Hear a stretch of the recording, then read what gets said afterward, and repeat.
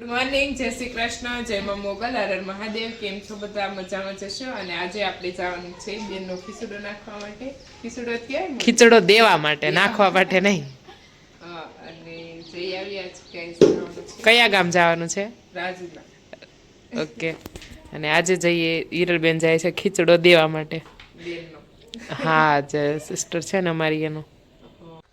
જય શ્રી કૃષ્ણ. અત્યારે અમે પહોંચી ગયા છીએ વાડીએ. અને મમ્મી હતા મારાથી આગળ અને હું હતી મમ્મીથી પાછળ. અને મમ્મી ગાયો સાથે હતા અને ગાયોને જો અહીંયા નિરણ કરી દીધી.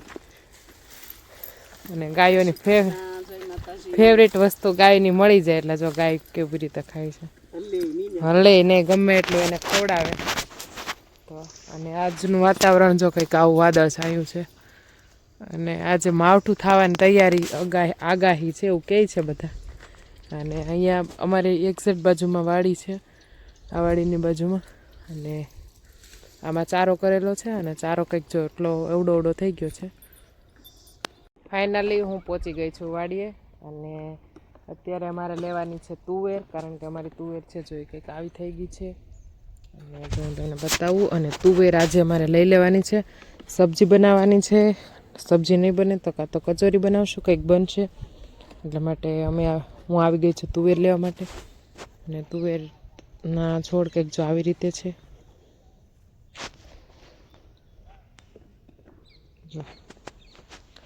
અને આજે તુવેર આવી ગઈ છે. અને અહીંયા તો જોયું તુવેર પાકવા મળી છે એવું લાગે છે.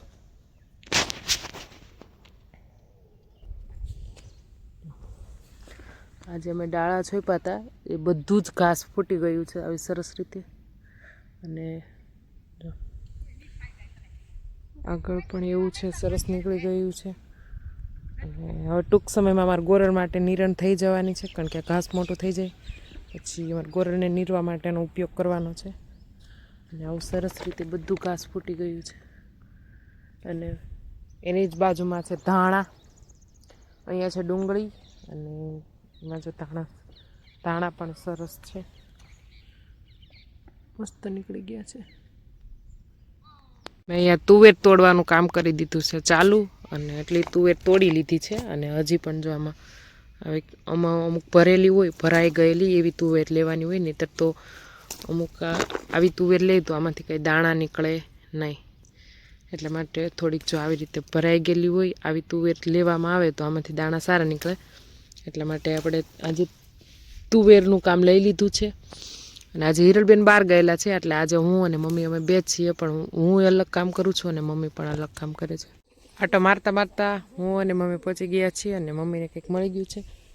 અને મમ્મીને અને અહીંયા છે તુંબડી, મિલ ગઈ તુંબડી હમકો. हमारा काका जो जमरूक तोड़ने के लिए आ गया है। हजी ऊपर जोरिया हाँ जो नहीं आ रहा। हाँ ये नीचे पत्थरो पाड़ी दीधो जमरूक नो जो काचा ने पाका जो आमा आवी रीते हड़ो थई गयो। चढ़ गया है जमरूक के ऊपर, जमरूखड़ी ने ऊपर चढ़ी गयो। अमर काको छे, मारो काको छे। तो गाइस आवा जमरूक थाय छे अमारी आ जमरूखड़ीमां। અને બહુ બધા જમરૂક છે, પણ હજી તો કાચા છે. છે પણ ક્યાંક ક્યાંક પાકી ગયા અને આવા રેડ થઈ ગયા. હજી તો આ પાકે છે, થોડોક ટાઈમ લાગશે પછી પાકી જશે.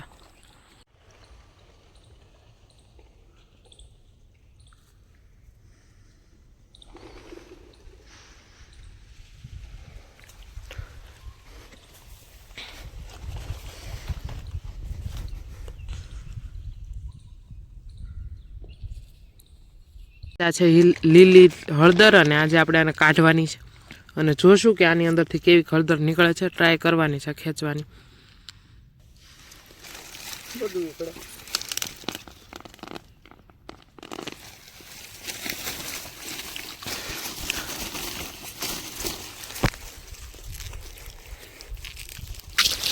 ગઈ સાલની હતી અને આ વર્ષે આ સોંપેલી નહોતી, એ છે પણ સામેની બાજુ છે. અને આ તો એને જાતે નીકળેલી હતી, તો એમાંથી જો કંઈક આવી હળદર નીકળી છે. જો આવી રીતે હળદર ખેંચી લીધી છે.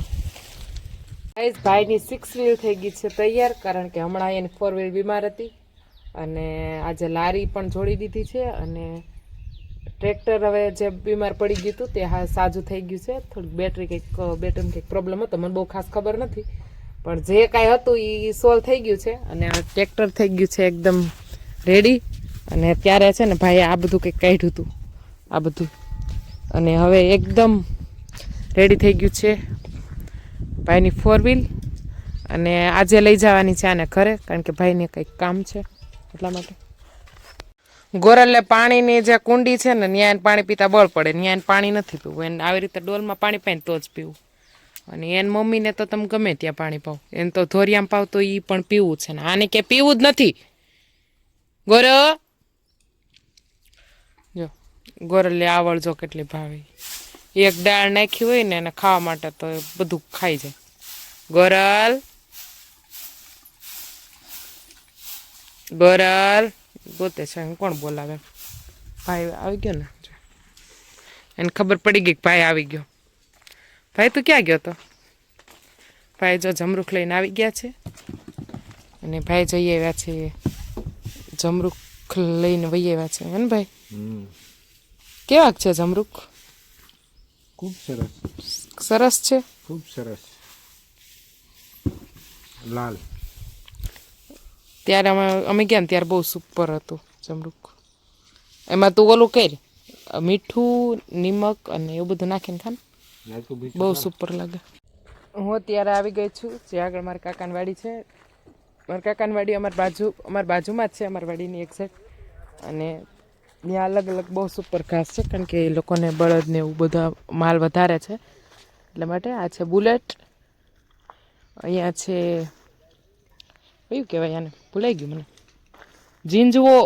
હા ઝીંઝવો છે. અને એની એક્ઝેક્ટ બાજુમાં છે રીંગણી. અહીંયા છે પપૈયા, પપૈયા પણ સારા અહીંયા આવી ગયેલા છે. ચલો હું તમને બતાવીશ. જો આખી રો છે પપૈયાની, અને અહીંયાથી બતાવીશ. બીજું બાજુમાં કંઈક વાવેલું છે, બાજુમાં છે રજકો કરેલો ગાયો માટે, એમને પણ ગાયો છે. અને જો સામે બેઠો છે બળદ છે 2-3. અને અહીંયા મરચી વાવેલી છે,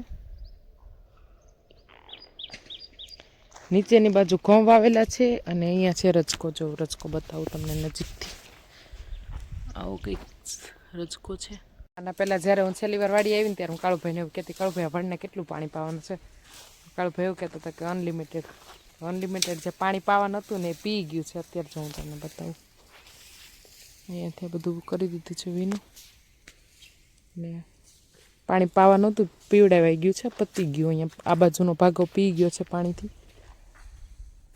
જો કપાસ કંઈક આવો છે. ભાઈજાન ટ્રેક્ટર લેકે જા રહે હે, રૂક દિયા. હેલો ગાઈઝ, કેમ છો બધા? મજામાં જ છો? હવે અમારું મિશન થઈ ગયું છે સક્સેસફુલી. બળતણ કાઢતા હતા, બળતણ કાઢીને તો આ ટોલીમાં ભરી લીધા છે. હવે જાવું ઘેરે બળતણ થતું પાછા વેકો આપણી ઘેરે રસોડાની. આપણા ફેમિલીમાં કોઈક નવું મેમ્બર આવવાનું છે. હા, એને તો હજી સરપ્રાઈઝ બાદમાં બતાવશું એમ. અને એના માટે તૈયારી થઈ રહી છે ને, એના આવવાની છે અમારા ઘરે, તો એનું સ્વાગત કરવા માટે બધું થઈ રહ્યું. બધી હીટ આપી દે માત્ર. ઓકે, હીટ આપવાની ભાઈ ના પાડે છે. ચલો પછી તમને બતાવશું. ગાઈઝ અમારી વાડીનો નજારો છે કંઈક આવો, ને કપાસ વીણાઈ ગયો એ પણ કંઈક આવો દેખાય છે. એટલે ઘણા દિવસો પછી આજે અમે પહેલી વાર જઈએ છીએ ટ્રેક્ટરમાં ઘરે.